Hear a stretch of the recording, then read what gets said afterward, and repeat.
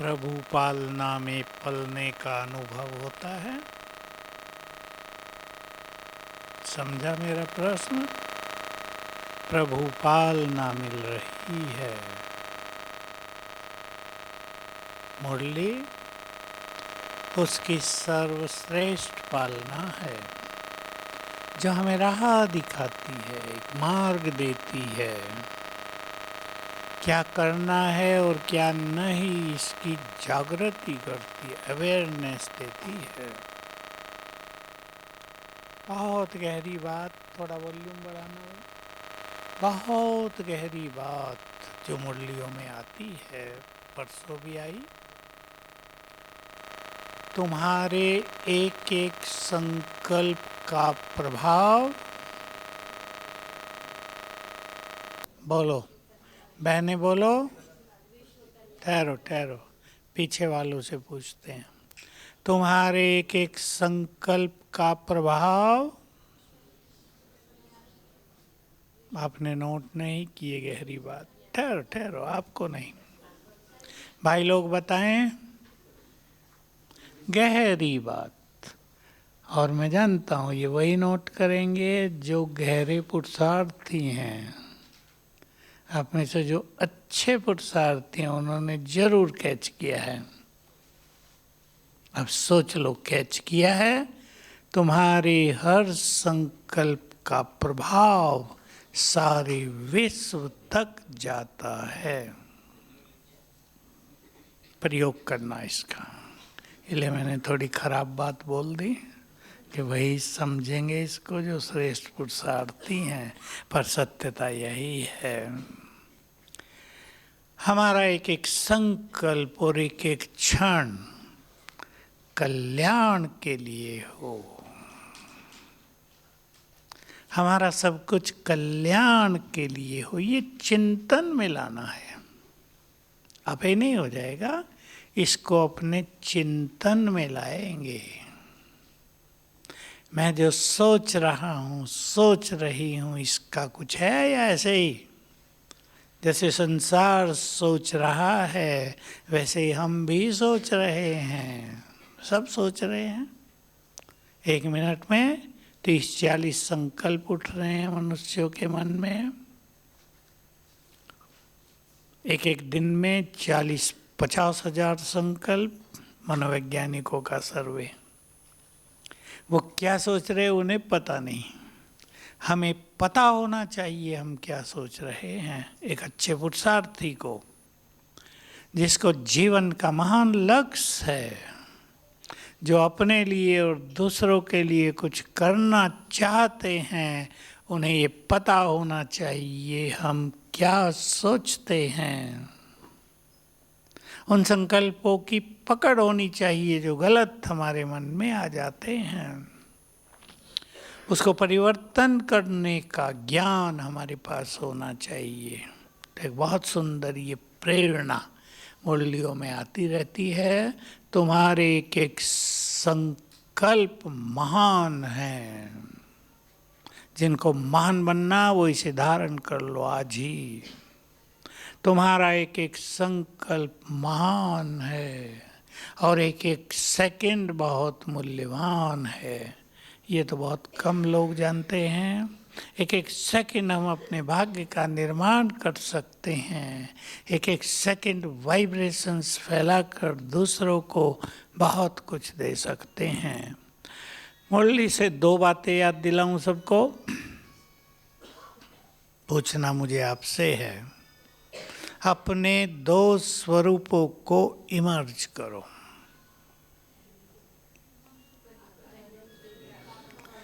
एक है रहम दिल, बोलो भाई लोग बोलो। दूसरा दाता। आप कहेंगे हम तो रहमदिल हैं ही, बाबा के बच्चे तो होते ही हैं, क्रूअल तो बहुत कम मिलेंगे। क्रूअल माना निर्दयी। दुनिया में होते हैं लोग निर्दयी, किसी पे दया नहीं करते। इसलिए बौद्ध धर्म में दया को पहला स्थान दे दिया गया। क्रिश्चियन धर्म में प्रेम को पहला स्थान दे दिया। एक एक चीज ले ली बाबा की सबने, कि इन्हें अहिंसा ले ली, जैनियों ने अहिंसा ले ली, बाबा ने सारे ले लिए।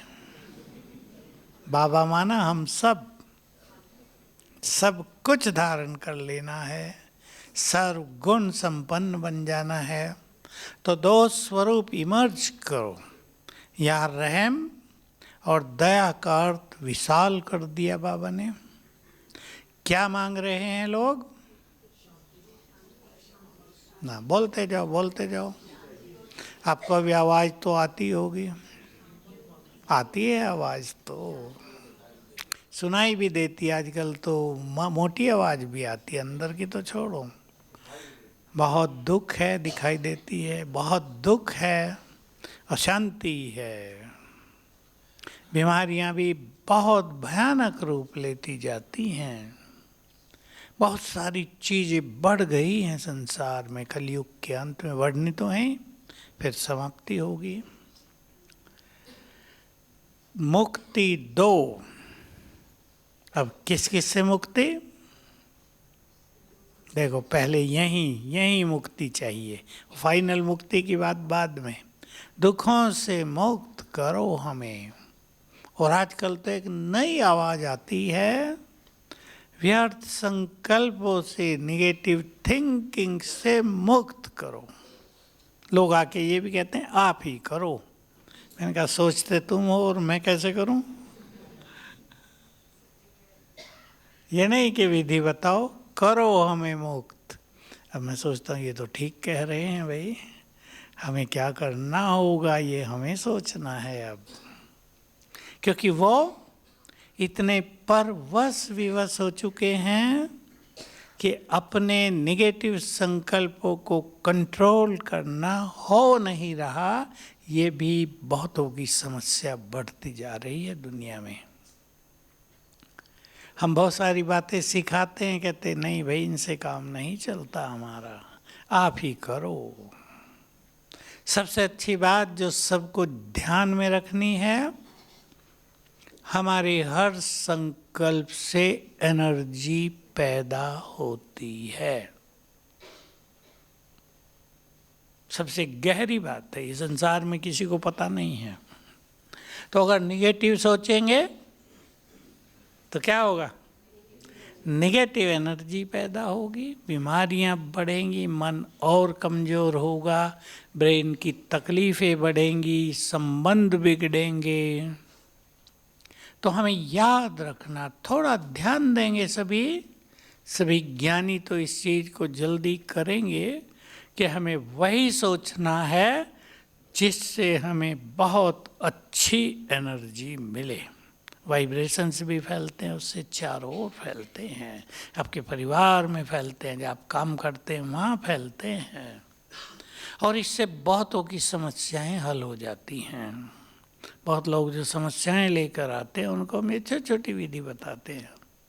उनके अपने संकल्पों से ही जो वाइब्रेशंस फैलते हैं उनकी समस्याएं खत्म हो जाती हैं। क्योंकि आजकल संगठनों में भी जहाँ लोग काम करते हैं, कोई किसी का ऑफिसर है, कोई किसी का साथी है, वो तंग करने लगते हैं, प्रमोशन रुकवा देते हैं, सैलरी नहीं बढ़ने देते, कई तरह की परेशानी लोगों को कामकाज में भी आती रहती है।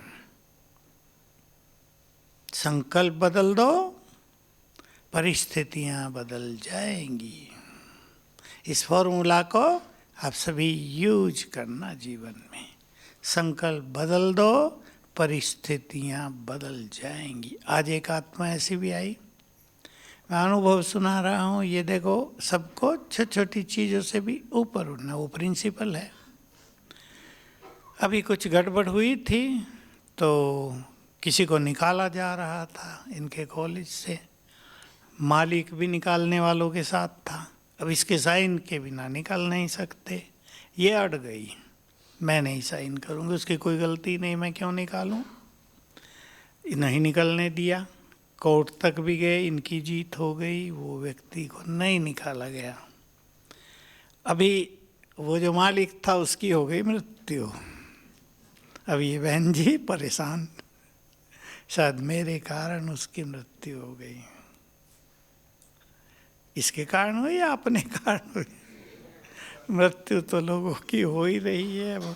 तो इसको गिल्टी फीलिंग, इसका चिंतन, मैंने पाप तो नहीं कर दिया, उस व्यक्ति को बचाया। मैं कहा तुमने तो पुण्य किया, किसी की मदद की, किसी को गलत फंसाया गया था, गलत उसके साथ हो रहा था, तुमने मदद की। अगर कुछ इसका हुआ भी तो कोई बुरी बात नहीं है।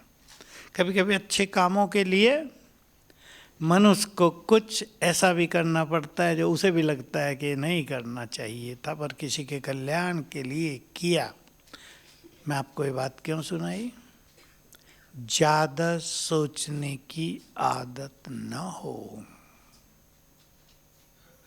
कहा मेरा बहुत चिंतन चलता है, तुमने गलती कर ली, छोड़ देती, साइन कर देती। नहीं, गलत को साथ देना भी है तो गलती, पर कलयुग में चल रहा है, क्या करें, ऐसी परिस्थिति आती है लोगों के सामने।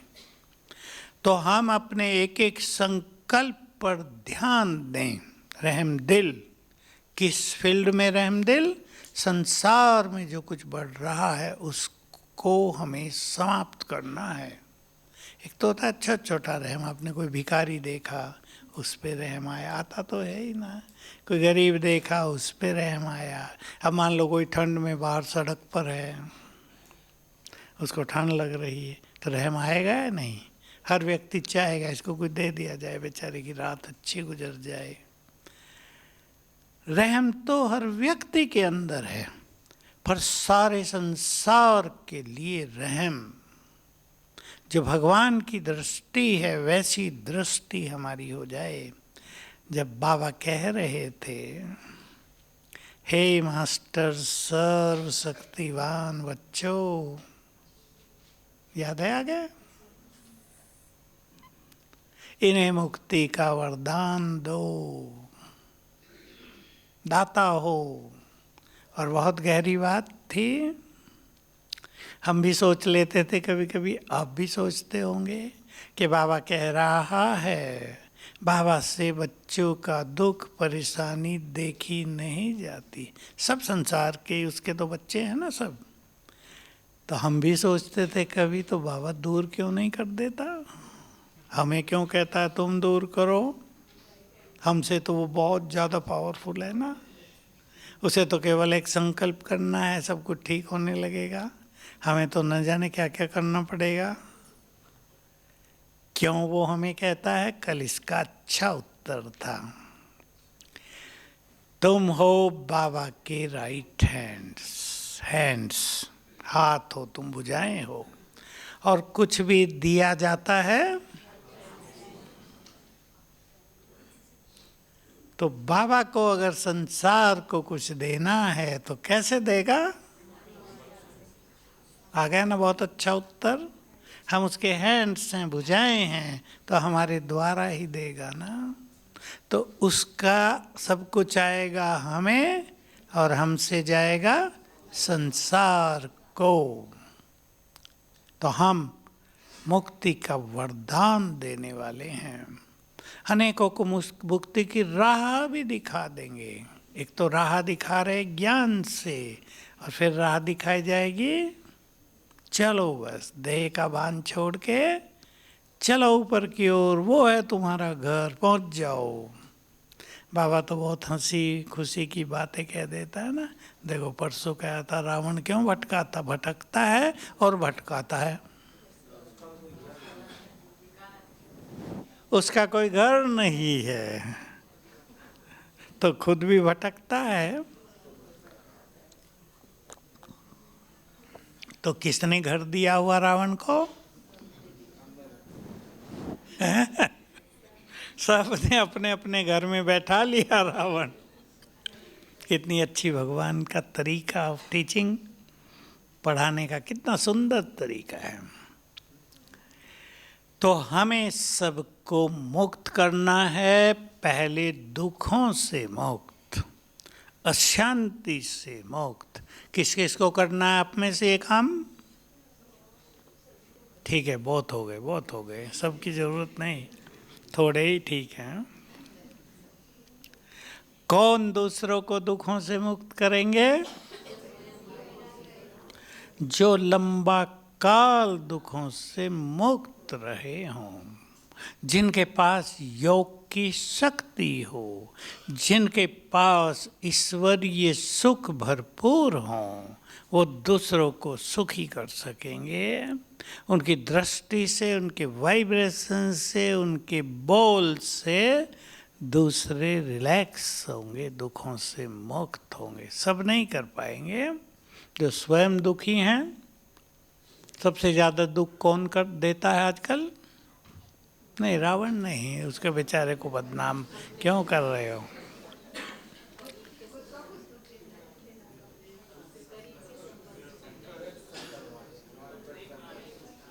नहीं, आप वहाँ तक नहीं सोचेंगे अभी। सबसे ज़्यादा दुखों का कारण बन रहा है मोह, जिसके लिए बाबा ने वैराग की बात कही है।